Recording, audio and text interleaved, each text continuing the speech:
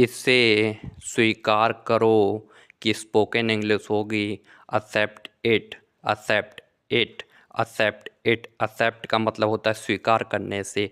इसे स्वीकार करो, एक्सेप्ट इट, एक्सेप्ट इट। इसे स्वीकार करो, एक्सेप्ट इट।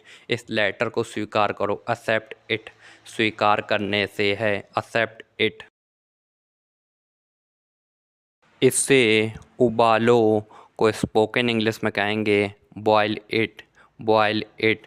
बॉयल का मतलब होता है उबालने से, और इट का मतलब इससे। आलूओं को उबालो तो इसका मतलब है boil it, boil it. Boil का मतलब होता है उबालने से, इसे उबालो, बॉयल इट। जैसे कि आपसे कोई कहे आलूओं को उबालो तो वह स्पोकन इंग्लिश में कहेगा बॉयल इट। इससे धोएं को स्पोकन इंग्लिश में कहा जाता है वॉश इट, वॉश इट। यानी कि धोने के लिए वॉश का प्रयोग किया जाता है। जैसे कि आपका कोई कपड़ा गंदा हो गया है और आपकी माता जी कहें इसे तुम धो, धोने के लिए वॉश कहा जाएगा। इससे धोएं, वॉश इट, वॉश इट। इससे धोएं, वॉश इट। इसे बनाओ को स्पोकन इंग्लिश में कहा जाता है मेक इट, मेक इट। यानी कि जैसे कि आपसे कोई कहे खाना बनाने के लिए, तो मेक का मतलब होता है खाना बनाने के लिए। मेक इट, खाना बनाने के लिए मेक इट कहा जाएगा। इसे बनाओ, make it, make it, make it. इसे बनाओ को स्पोकन इंग्लिश में कहा जाता है ड्रॉ इट, ड्रॉ इट। इसमें डायग्राम या कोई डिजाइन बनाने के लिए, वो भी कॉपी में, इसके लिए कहा जाता है ड्रॉ इट। ड्रॉ मतलब लिखने से संबंधित है। इसे बनाओ, ड्रॉ इट।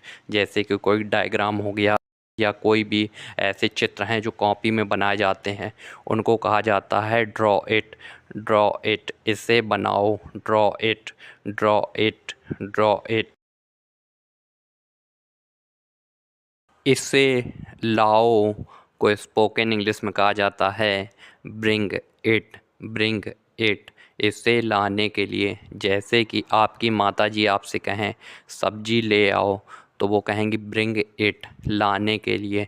ब्रिंग इट किसी चीज़ को लाने के लिए कहा जाता है ब्रिंग इट। इसे लाओ, ब्रिंग इट, ब्रिंग इट। इसे फूंको को स्पोकन इंग्लिश में कहा जाता है ब्लो इट, ब्लो इट। इससे फूंको, जैसे कि आपकी पार्टी चल रही हो, उसमें कैंडल्स लगी हों और लोग आपसे कहें कैंडल्स को फूंको, तो यानी कि इससे फूंको, तो वो आपसे कहेंगे blow it, blow it, blow it. इससे फूंको, ब्लो इट, ब्लो इट। इसका अध्ययन करो को स्पोकन इंग्लिश में कहा जाता है स्टडी इट, स्टडी इट। जैसे कि आपके टीचर्स आपसे कहें इस चीज़ का अध्ययन करो, यानी कि इस चीज़ को पढ़ो, कि कोई टॉपिक हो गया किसी चीज़ का अध्ययन करने के लिए कह रहे हैं, तो वो आपसे कहेंगे स्टडी इट, स्टडी इट। इसका अध्ययन करो, स्टडी इट, स्टडी इट। इसे भरो को स्पोकन इंग्लिश में कहा जाता है fill it, fill it, fill it. जैसे कि आप कोई फॉर्म भर रहे हों, एग्जामिनेशन फॉर्म, और आपसे कोई कहे इसे भरो, तो वो स्पोकन इंग्लिश में कहेगा fill it, fill it, fill it, fill it. इसे भरो, fill it, fill it, fill it. उसे चलाओ को स्पोकन इंग्लिश में कहा जाता है drive it, drive it, drive it. उसे चलाओ, ड्राइव इट, ड्राइव इट। यानी कि कोई आपसे कहे उस गाड़ी को चलाओ, तो वो कहेगा ड्राइव इट, ड्राइव इट। गाड़ी चलाने के लिए कह रहा है ड्राइव इट। उसे चलाओ, drive it, drive it, drive it. इसे लो को स्पोकन इंग्लिश में कहा जाता है take it, take it, take it. इसे लो, टेक इट। ये कोई सामान या वस्तु हो सकती है। कोई आपसे कहे इस सामान को लो, तो वो स्पोकन इंग्लिश में कहेगा टेक इट, टेक इट, इससे लो, टेक इट, टेक इट।